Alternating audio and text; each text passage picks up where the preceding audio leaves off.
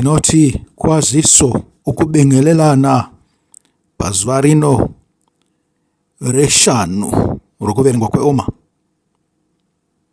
Takataura pamusoro pezuva reina rokuverengwa kweOma zuro, asi ndoda kukuudzai kuti zvinhu zvatakashandisa pazuva reina nezvinhu zvatichashandisa nezuva reshanu hazvina kunyanyosiyana. Pazuva reina takataura pamusoro pekutsungirira, pazuva ranhasi tinotaura pamusoro pekuzvininipisa, asi ichi chidzidzo chimwe chete. Saka tiri kungowedzera nekuti nyangwe nazuro takataura pamusoro pekuzvininipisa. Saka tiri kungoita mukanyaniswa tichienda pazuva rino ranhasi. Zvose zvandakakupai, mavhesi ose andakakupai nezuro anopinda futi panhasi. Imi ndimi munozodzidza. Makambozwa chinonzi meditation? Nekuti tiri kutaura pamusoro peunhu hwaIshe wedu Jesu Kristu. Pane zvinhu zvinonzi maattributes muchirungu. Kana ari maattributes tingangoita sezvinhu zvivakiswa zvakaita sezvidhina, simendi, mahwindo, marinderi ekuvakisa imba kana denga rokuvakisa imba. Chatiri kuda kuvaka imba. Saka zvinhu zvose izvozvo zvinodiwa. Zuva nezuva tinotaura pamusoro pechinhu chimwe chete chinovaka Ishe wedu Jesu Kristu. Tiri kudzidza Ishe wedu Jesu Kristu kuti isu tigova saiye. Kwete kuzvinyengera kuti chiti tiri vateveri vaIshe wedu Jesu Kristu tisingaite zvaanoita. Kuverengwa kweOma kunotidzidzisa kuvasa Jesu. Naizvozvo patinenge tabva pamazuva ekuverengwa kweOma tinofanirwa kunge takwana. Kana naMwari haangave nenyadzi dzekududurira mweya wake mutsvene. Tinenge takwana, takuziva zvokuita. Chinodiwa apa kuti mupote muchifungisisa, muchipinda munguva dzemeditation pamusoro peattribute imwe neimwe yatinenge tichitaura, pamusoro pechivakiswa chimwe nechimwe chinoita kuti uve muKristu akakwana. Ndiko kudzidza kwamunenge muchiita zuva nezuva, muchizvisandura. Zvinotodawo muchiita kana mamwe maexercise ekurakidza kuti nhasi ndabata ichi, saka ndinochiita nenzira yakadai. Asi zivai kuti chinhu chimwe chete hachikuita wakarurama. Zvinotoda kubatanidzwa zvose nokudzidzira kuzvishandisa anytime zvayo, kuti ugare wakagadzirira, wakangwaririra, nokuti muvengi wako Satani anorura. Anenge achida kukuparadza, anenge achida kukubvisa pana Mwari, kuti uzongosara zvako kuti ndiri muKristu, asi anenge achiti zvipiko. Hamuvazive here ava? Toda kuti muve neushingi, kutsungirira. Toda kuti muvewo nokuzvininipisa. Takaverenga pamusoro pavaFiripi 2 verse 1 to 11 inotaura zvikurusa. Ndosaka ndakaita nhanganyaya inotaura zvikurusa pamusoro pekutsungirira napamusoro pekuzvininipisa. Hatichadzokera ipapo, asi samazuva ese tinotanga nemukomborero. Amen. Yatipindei mune zvanhasi. Mukomborero. Makakomborerwa imi Ishe Mwari wedu, mambo wepasi rose. Makatitsaura nemirayiro yenyu, mukatiraidza pamusoro pekuverengwa kweOma. Nhasi uno izuva reshanu rokuverengwa kweOma. Amen. Manzwa zvataurwa pamukomborero. Zvikanzi vanhu vakatsaurwa, vanhu vaIsraeri vakatsaurwa, vana vaJakobho vakanga vakatsaurwa kune mamwe marudzi ose. Makaenda kuMaPisarema zvinonzi hakuna kumboitirwa rumwe rudzi zvose zvakadai, zvokuti Mwari anopa mirayiro yake kuvanhu. Zvikanzi wakasarudza imba yaJakobho pamusoro pamarudzi ose. I think munonozviwana kunana 145, 146, 147, 148, especially 148 kana 149 muchazviwana izvo. imba yaJakobho yakanga yakakomborerwa sei, yakatsaurwa ikapiwa murayiro. Asi hande kuna Pauro anotaura kuti murayiro pachawo kutukwa. Zvikanzi takautadza, ari kuti chiko dai zvakapuhwa vamwe takaona kuti vakaita sei, isu hatingaushuwire murayiro, nekuti kana vaJudha vakautadza kwemakore ose akawanda kudai, vane imba yehuprista yaivatungamirira. Kweisu zvedu, saka muchiona vanhu vasingafarire murayiro, kunyanya vakuru vemakereke havafarire murayiro, ivavo vanozviti maPentecostal, nokuti vanoziva kuti havaugone, vanotongeswa musi nemusi nemirayiro yaMwari. Namatyikorero avanenge vachiita mirayiro iyoyo, vanenge vachitoita nebwoni. Naizvozvo havadi murayiro, nokuti unovarangaridza kutukwa. Nokuti munhu anotyora nebwoni anonzi abviswa pakati peimba yaIsraeri, haasiri pakati penhaka yaMwari. Naizvozvo kana usiri pakati penhaka yaMwari, hauzi mukati mehumambo hwokudenga. Muri kunzwa? Kuverengwa kweOmer kunoda mweya nokutsvaga kwatinenge tichiita mweya kuti utitungamirire pakuda zvinoda Mwari, pakuda murayiro waMwari. Ndinogara ndichitaura ini kuti hakuna humambo husina murayiro. Murayiro tose hatiude, nekuti tiri ma-anti-establishment ati hatidi kupuhwa chi afana vanenge vachimba vanenge vachiti hanzi hatidi kupuhwa order. Isusu ndisi masasikama acho, hatisi kuda zviri order.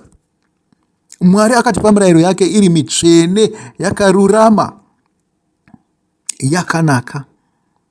Kana tichida humambo hwokudenga, tinofanirwa kuita mirayiro yaMwari, tinofanirwa kutoida, sekutaurwa kwazvinoita kuna MaPisarema 1. Ndomungana nezuro takaverenga MaPisarema 1 hatu, uyai tiiverenge zvakare. Kana uri munhu anoda Bhaibheri haungambotadza kuziva MaPisarema 1. Ndinge chichida kuti muigarise iri mumwoyo menyu. Kana muchida Jesu, kana muchida Mwari, garisai MaPisarema 1 rokutanga mumwoyo menyu, kungoziva kuti rinotaura nezvei. Zvikanzi akaropafadzwa munhu asingafambi panorangana vakaipa, asingamire panzira yavatadzi, asingagare pachigaro chavadadi, asi anofarira murayiro waJehovha, uye anofungisisa murayiro wake masikati nousiku. Amen. Vadadi ndavapi? Vakaipa ndavapi? Vatadzi ndavapi? Vatadzi havasi kunze kwekereke, havatomboverengwa, dziyaimuka. Muri kunzwa? Kana imi muchizviti Makristu, muri vanhu vakaipa, muri vatadzi, muri vadadi. Muri kuzvinzwa? Kana musingafarire murayiro waJehovha, amen, kana musingafungisise murayiro waJehovha masikati nausiku, zviri kureva chiko, in good times and bad times, fungai murayiro waJehovha, garai makangwaririra, nokuti Satani chinorura, chiruda kukubvambura nyai, chinofamba masikati nousiku chichitsvaga wachingabvambure. Tinochengetedzwa nemurayiro, tinochengetedzwa nekuziva shoko, authority. Pamunonzwa unzi vanhu vakanga vari musinagogo vakati vaona Ishe achitaura, vakati hatisati tamboona munhu akadai anotaura neauthority. Ndiyo authority yacho iyoyo yokuziva murayiro neshoko raMwari, kuti ukunde chinouya masikati nousiku. Ukunde chiruda kukuparadza, chiruda kupesanisa kana kukubvisa pana Mwari. Nokuti wasi chakubvisa waamuranda wacho, uchazotori wohumambo hwaMwari sei? Uchazoti unoda Jesu sei? zvinenge zvisakwanisike. Naizvozvo musanyengerwe zvenyu, nokuti dzimwe nguva ndinoziva kuti munotadza kunzwisisa zviri kutaurwa navafundisi. Iri shoko rakadzamara ndiri kutaura, ndatopinda pasi paro. Vafundisi vakati murayiro wakapera. Musafunga imi kuti murayiro wakabviswa, nekuti nyangwe nekumba kwenyu mune murayiro makadii kupedzawo kumba kwenyu. Munhu woga woga anongoita zvaanoda zvake, asi munogara muchiti musadaro, usadaro, tinoita izvi neizvi neizvi mukati meimba yenyu. Saka kwamuri kufunga kuti kuna Mwari ndiko kwakabviswa murayiro. Kana imi muchichengeta yemudzimba dzenyu, yamadzinza enyu, yavanhu vetema, muri kuichengeta kai? Saka mune mhosva kai yekuziva kuti murayiro unoda kuchengetwa, asi hamudi kuchengeta waMwari. Ndiko kuvenga Mwari ikoko, ndiko kunotiunzawo pachidzidzo chazuva reshanu chokuzvininipisa. Unozvininipisa ndiye anotererazvo, anoisa nzeve yake kuti anzwe kuti mumwe ari kuti kudii.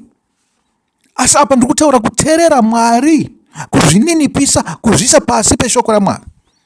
Kana Mwari akati achiitwe, pane chikonzero chaakati achiitwe. Zvino kana wakapinda pasituation yekuti panofanirwa kunge pachiitwa chinhu ichocho, iwe unofanirwa kuzvisudurudza. Ndiko kutya Mwari, ndiko kuzvininipisa. Nokuti wakasatya Mwari wazvikudza pamusoro pake. Kana zvino iwewe wazvikudza, wava ishe, wava pamusoro paMwari, Mwari akutoteerera iwewe kuti unoti chii. Ndiyo situation ine maChristians mazhinji pasi rose. Ndicho chinhu chichaita kuti muve mufudze wapasi nehuni dzemoto wegehena.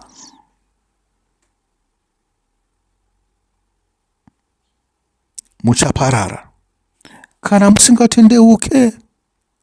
Zvokwadi muchaparara.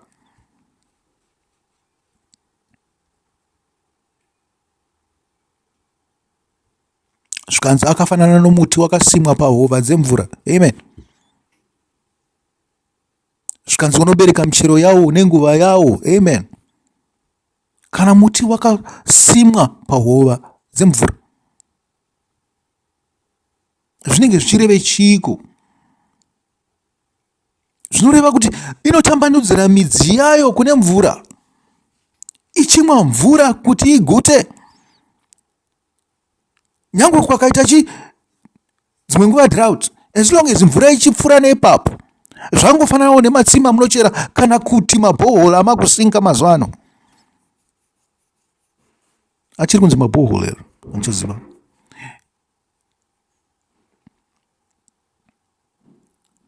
Pamunenge madira munonotora mvura zvisinei kuti kuri kupisa sei, zvisinei kuti nyika iganga, pasi pakatsemuka nezuva, munotora nekuita ivhu ramunoda kudyara zvinhu zvenyu nyoro. Muri kuzvinzwa? Zvino kana iwe wakasimwa pane ivhu rine mvura, uchakura zvakanaka. Kana uchitora mvura, uri kutora mweya mutsvene, uri kutora mweya mutsvene pamusoro pekurangarira shoko raMwari. Wazvininipisa, wakada kufungisisa shoko raMwari. Akomana, fungisisa shoko raMwari, nokuti munhu wose akaitwa ari muparidzi, munhu wose akaitwa ari mufundisi, munhu wose akaitwa ari muprista, malevels anozosiyana nokuda Mwari. Idai Mwari. Newewe uchakura, zvina basa kuti uri mwana mudiki, itodzidza kuda Mwari uri mudiki. Jesu wakanga uri muprista kutemberi nekumba kwake achiri muduku. Zvikanzi waitaura zvinoshamisa, akanga akadzidza zvinhu izvi zvaiuya nemweya mutsvene, nekuti akazvarwa nemweya mutsvene kare. Wakatobhabhatidza Johani mubhabhatidzi achiri mudumbu ramai vake. Ko isusu zvedu tinofamba nenyama, takafungisisa shoko raMwari, takarida sezvataurwa kuna vhesi 1-2. Tinenge tada Mwari, tinenge tazvininipisa pasi paMwari. Naizvozvo haangaregere kudurura mweya mutsvene wake. nezvibereko zvedu zvichava zvizhinji. Tichagara tichibudisa michero zuva nezuva, kwete zvekumirira mwaka yegore, kwete zvekumirira maseasons kuti rave zhizha kana kuti chave chando ndo pandinobuditsa michero yangu, kana kuti ave matsutso ndo pandichada kubuditsa michero yangu. Zvikanzi unobuditsa every season, every day. Chinhu chipi nechipi chaunoita chinoendeka, chaunenge wangofunga chete mupfungwa dzangu, mupfungwa dzako kuti uda kuita chichitofamba zvakanaka. Asi vatanzwa vaya vari mukati mechechi, vadadi, vasvori, vatadzi, ndo vari kunzi pavhesi 4 vakaipa, havazvininipise, havana kudaro, vakafanana nehundi inopepereswa nemhepo. Hundi ine midzere yekuti inganzi inosara yakabatirira pairi here, kana mhepo yakauya inokukurwa. Naizvozvo vakaipa havangamire pakutongwa. Imi musafunge kuti panouya Jesu muchambomiswa sezvatinoita mumakosi edu apasi pano, ekuti unenge uchimira uchibvunzwa uchipindura. Kwete, hakuna chinhu chakadaro chichaitika. Hakuna munhu anotaura newe, hakuna munhu anokuti paya papa wakanga uri wrong paya iwo zvindifenda. Kwete, hapana zvakadaro. Nomweya wakaiswa naMwari mauri ndiwo uchakupikisa, zvekuti paunongofa unongoziva kuti nzira yako ndeyekupi, ende unoenda uchimhanya, kwete zvekuda kudhonzwa kuti ukandirwe mugehena. Kwete, unoenda uchimhanya kuti unovanda. Zvikanzi vachavanda pasi pamakomo pakuzviratidza kwaIshe. Zvikanzi vachatsvaga ninga kuti iri pipi kuti ivamedze, kana kuti pasi pavhurike, sezvapakaita pamazuva aDhatani naAbhiramu naKora. Zvikanzi pasi timedze, nekuti mweya unenge uchikutongesa, watokuudza kuti wakaita zvakaipa kudaro, pasina pekuti unozvipindurira, pasina pekuti unopikisana nawo. Iwe unenge utori convinced, uchitiza kuti ndiregere kunzwa mweya mutsvene uchindipa mhosva, wotonopinda mugehena. Zvika ikoko ndokwava usingazonzwa mweya mutsvene. Donhwe remvura rinobva kudenga rakakumbirwa nani? Nomupfumi achikumbira Razaro. Zvikanzi tumirai Razaro nedonhwe remvura kunondatsva. Kunenge kusina zvekutaurirana zvokuti tigadzirise karekta yako. Panenge pasina zvekutaurirana zvokuti tigadzirise hunhu hwako. Zvinenge zvadhakwa.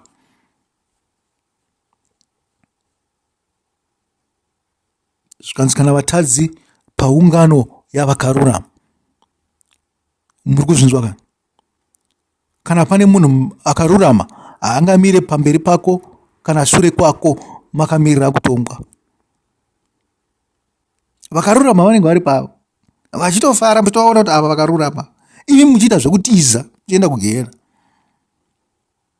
Zvikanzi Jehovha anotarira nzira yavakarurama, asi nzira yavakaipa ichaparadzwa.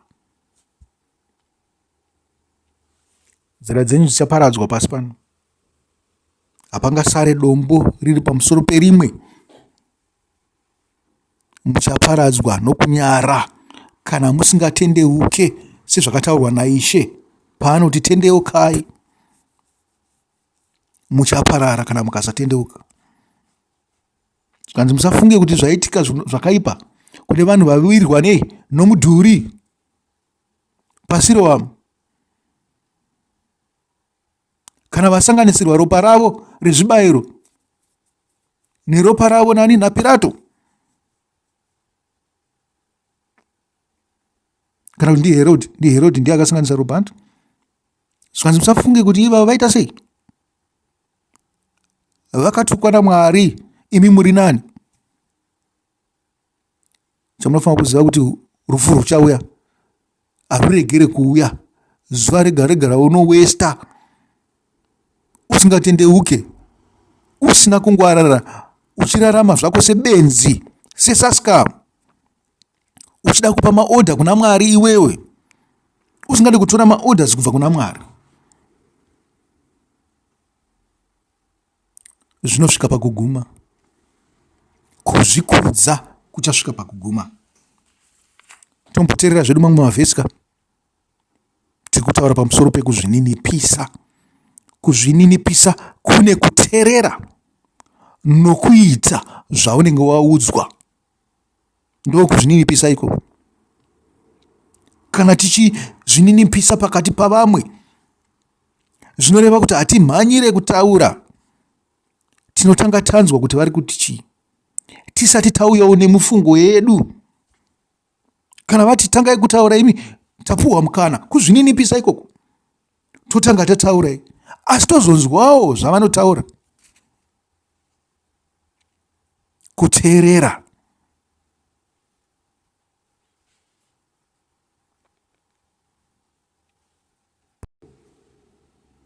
Pisarema 92 munoriziva here?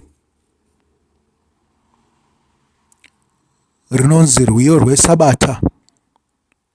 Rinotaura chichiti zvakanaka kurumbidza Jehovha nekuimbira zita renyu nziyo imi wokumusoro musoro, kuparidza rudo rwenyu mangwanani nokutendeka kwenyu usiku, nechiridzwa chine hungiso 10 namaririro akanaka embira, nokuti munondifadza namabasa enyu imi Jehovha.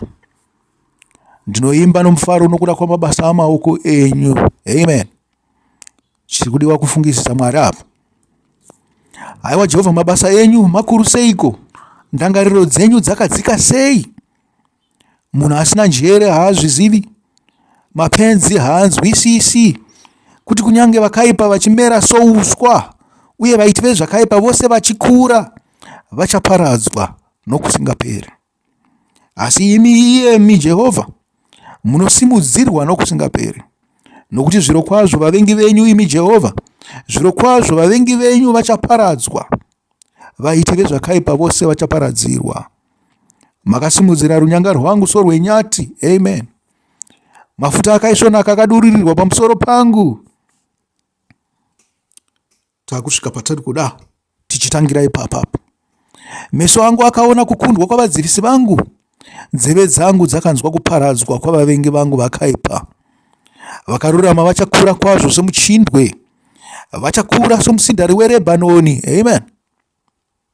Wakadyarwa muimba yaJehovha, vachakura kwazvo muvazhe dzamwari wedu, vacharamba vachibereka zvibereko pakukwegura kwavo, vachagara vari vanyoro uye vari vatsva. Vachaparidza kuti Jehovha akarurama, ndiye dombo rangu, uye maari hamuna chakaipa.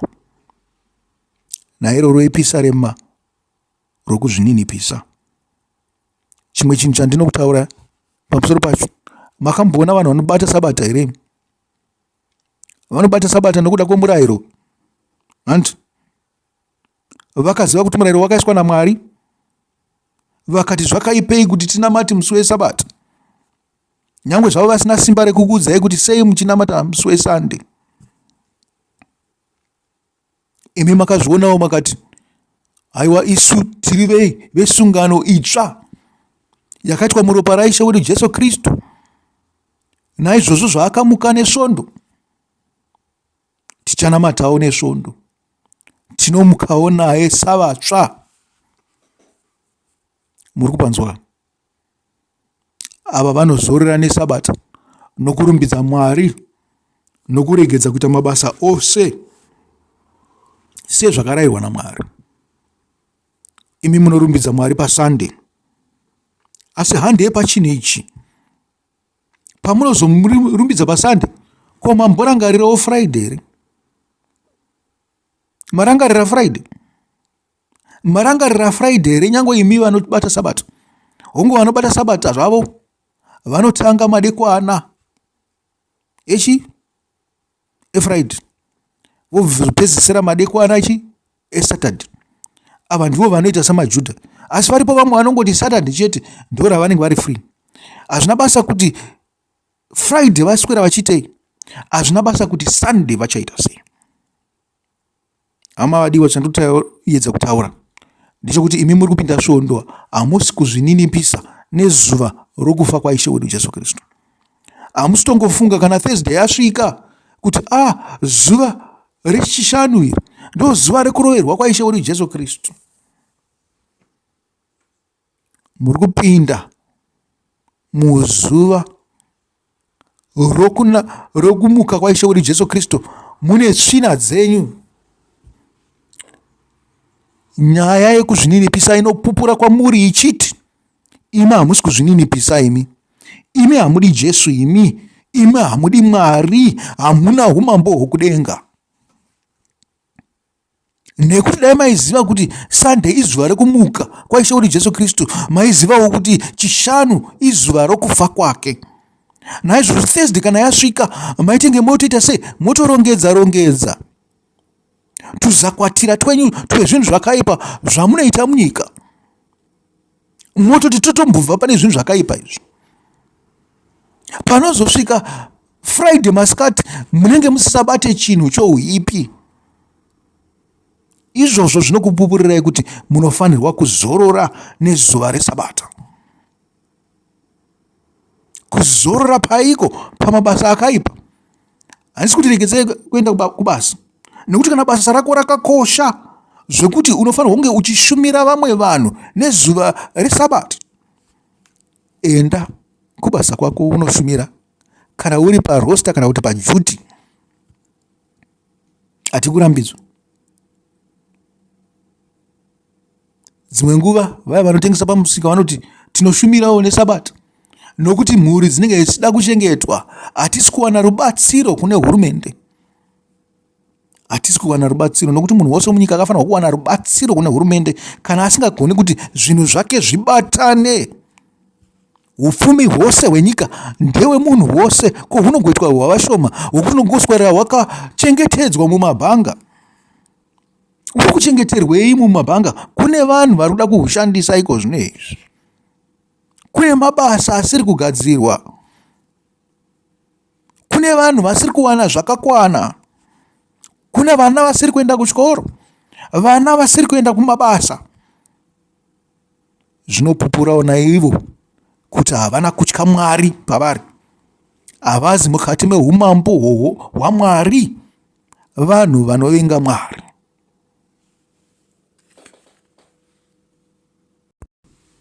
Pisarema 92 nepisarema 1 zvinongotaura zvose pamusoro pemiti. Muti wakakura kuRebhanoni, dondo reRebhanoni ndiro rakanga rine miti yakanakisa, misidheri nemisipuresi yeRebhanoni. Makambonzwa zvemuoki yeBhashani here?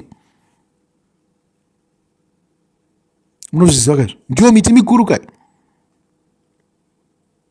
inotaurwa pamusoro pehukuru hwayo nokunaka kwayo.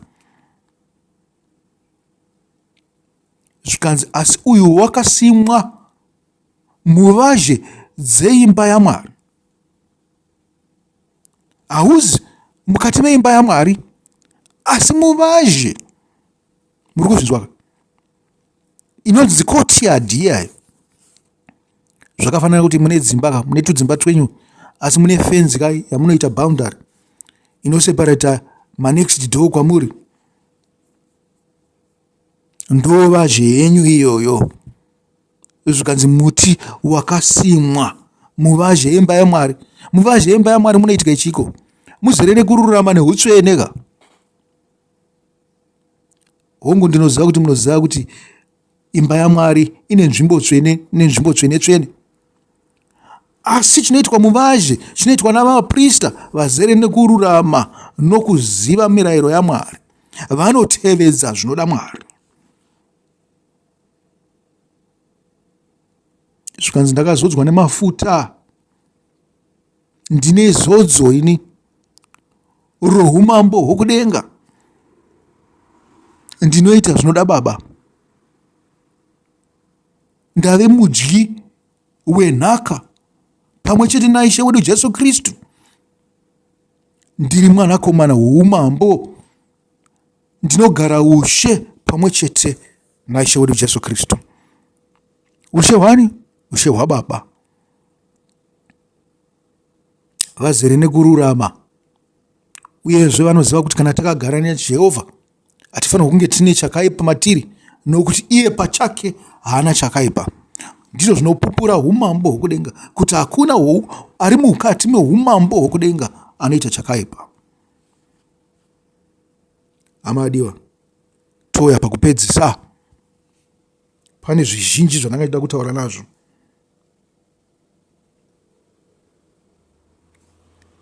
Kuzvininipisa kunounza kutenda.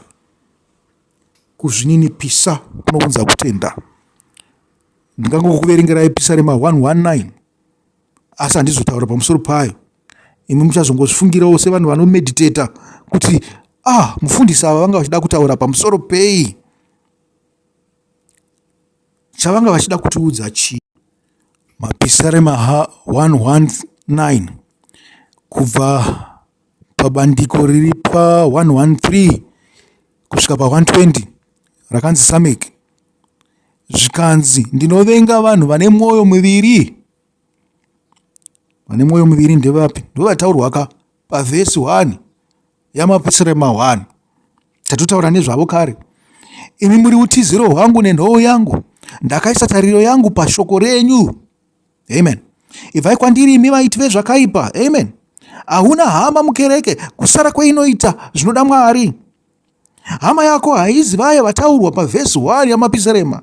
Nyange zvenyu muchipinda mukereke mose, unofanirwa kudzidza kuzvidzura pakati pavo nekubva pavari. Ibvai kwandiri imi vaiti vezvakaipa, vhesi 1:15, kuti ndichengete mirayiro yaMwari wangu. Zviri kunzi chii? Muchanditadzisa imi ndakaramba ndifamba nemi nekuda kungoti ndinoti ndiri mukereke mumwe chete nemi. Imi muri vehumwe umambo. Ndisigirei sezvamakavimbisa ipapo, ndichararama. Musarega tariro yangu ichidzimwa. Amen. Kutaura kwemunhu upi? Unoda Mwari. Nditsigirei ipapo, ndicharwirwa. Ndicharamba ndine hanya nemitemo yenyu. Chinotsigira chii? Mweya mutsvene waMwari. Kuti usazungunuswe, urambe uchirangarira mashoko aMwari, urambe uchiita mashoko aMwari. Munoramba vose vanotsauka pamitemo yenyu, nokuti kunyengera kwavo hakuna maturo. Vakaipa vose venyika munovaita sengura. Naizvozvo ndinoda zvamakatema. Nyama yangu inodedera nokuda kwokukutyai. Ndinomira ndichitya mirayiro yenyu. Amen. Humility, kutya Mwari. Nekuti pa humility apa kuzvininipisa kawo nokuteerera zvichireva kuti pano kuitawo, nekuti vakaregedza kuita zvavanzi uite. Isu takakura makare kare taiziva kuti shamhu inenge isiri kure nemusana wako, bhandi rinenge risiri kure.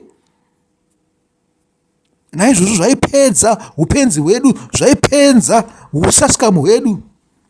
Asi nyika kana yatambarara sezvayaita izvo, kusina chinhu chinonzi baba kana amai, vangove zita chete,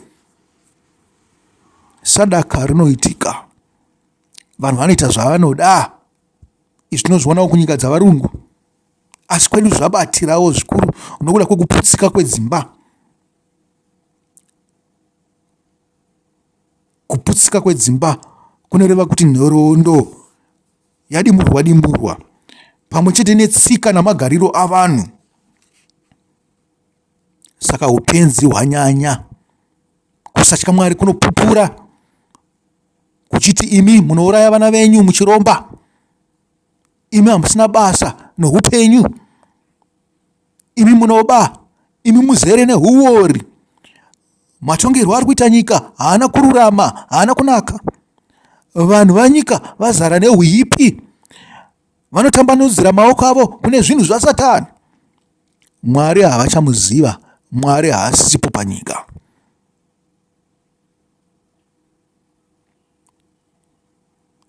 Asi pavhesi 22 tanzwa kuti nyama yangu inodedera nokuda kwokukutyai, ndinomira ndichitya mirayiro yenyu. Amen. Fungisisai. Kuchipedzisa ngatizadzisei magwaro tichitaura pamusoro pekutenda. Marko 11 verse 20. kusvikira pa25. Ruka 17 verse 2. Pane zvinhu zviviri zvakaiswa ipapo. Pane gomo nemulberry tree. Mulberry tree ndiyo yatinoti mahingi kana kuti mahabros. Kana mamusingazivi ama 2000 kana mamusingazivi kuti mahabros chii, ndo mahingi, ndo mulberry tree. Ifruit yakanaka chaizvo, ine mahealth benefits akawanda. Ngatimberengei zvedu pana Mark 11 verse 20. Mangwanani pavakanga vachifamba vakaona muonde wakaoma kubva kumidzi. Petro akarangarira verse 21. Akati kuna Jesu, Rabhi, tarirai muonde wamakatuka waoma. Jesu akapindura akati, ivai nokutenda muna Mwari. Ndinokuudzai chokwadi, kana munhu akati kugomo iri, enda uzvikande mugungwa, uye asingakahadziki nazvo mumwoyo make, asi achitenda kuti zvaareva zvichaitika, achazviitirwa. Naizvozvo ndinoti kwamuri, zvose zvamunokumbira mukunyengetera, tendai kuti mazvigamuchira, uye zvichava zvenyu. Amen. Anchaendera zvangu verse 25, asi yakanakaona iyo. Muri kupanzwa kama? Rekedza ndingozvibatanidza zvose pamwe chete naRuka. Ruka 17 verse 1 to 6. Inoti Jesu akati kuvadzidzi vake, zvino zvinoita kuti vanhu vatadze zvinototi zviuye, asi ane nhamo munhu uyo anouya nazvo. Zvaiva nani kwaari kuti guyo risungirirwe pamutsipa wake agokandwa mugungwa, pane kuti atadzise mumwe wavaduku ava. Saka zvingwarirei, kana hama yako ichitadza itsiure, uye kana akatendeuka umuregerere. Kana akakutadzira kanomwe pazuva, iye akadzoka kwauri kanomwe achiti, ndatendeuka, muregerere. Apa tinorakidzwa kuzvininipisa kwakanyanyisa, nekuti isu vamwe tinoti hatinzwa Rwanda, asi Jesu ari kutaura kuzvininipisa, nokuti kuregerera hakuzi nyore.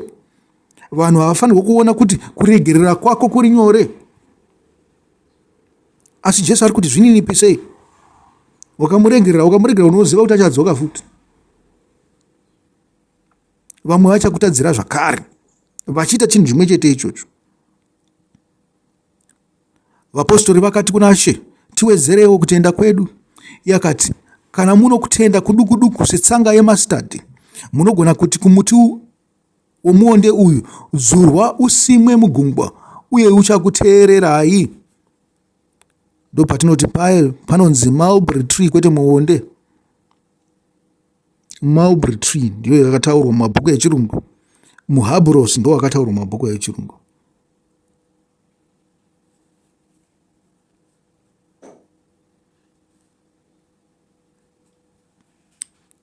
Zvandinoda kutaura inini ndezvekuti gomo rakataurwa pokutanga pana Mark 11 verse 25 rinomiririra murayiro. Zvikanzi kana muno kutenda kwakanaka, kuduku kwakaenzana netsanga yemastadi, unokwanisa kuti gomo iri ibvapo uenda apo, kana kuti dzurwa ipapo uende unokandirwa mugungwa. Takazvitarisawo, gungwa rinomirira vanhu vazhinji. Naizvozvo kana tichiti gomo rikandirwe mugungwa, zvikureva kuti isu kana tino kutenda kwakakwana, kuduku kuri kutaurwa naIshe wedu Jesu Kristu, tinokwanisa kuita kuti nyika inake, vanhu vabve pazvivi zvavo zvavari kuita zvokuponda izvi, zvose zvandataura izvi, zvokuramba Mwari izvi, vaite zvakanaka. Zvinoitika nekutenda kwedu. Sokutenda kuya kwakataridzwa navaya vakanga vakasimudza munhu wakanga une mitezo yakafa, varume vana vaya vakaita zvekudzura denga iri, vakadzikisa munhu wavakanga vanaye pasi kuti arapwe naIshe wedu Jesu Kristu. Kwanga kuri kutenda kwevamwe make kuti zvokwadi takaenda naye anonorapwa. Nesuwo tinokwanisa kutenda kuti nyika inokwanisa kurapwa, asi zvinotoda pane vatungamiriri vanonzwisisa, nekuti tingakakatane navo. Zvino kana zvichinzi muti womuhingi unodzurwa uchinokandirwa mugungwa, zvingareve chiiko? zvingareve kuti mvura inosara yachinja ruvara.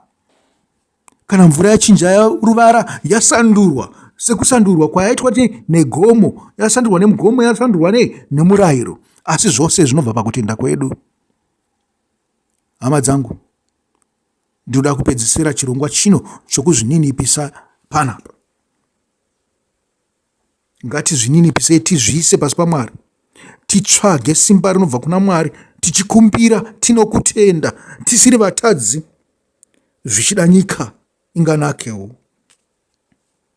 Munozozviverengera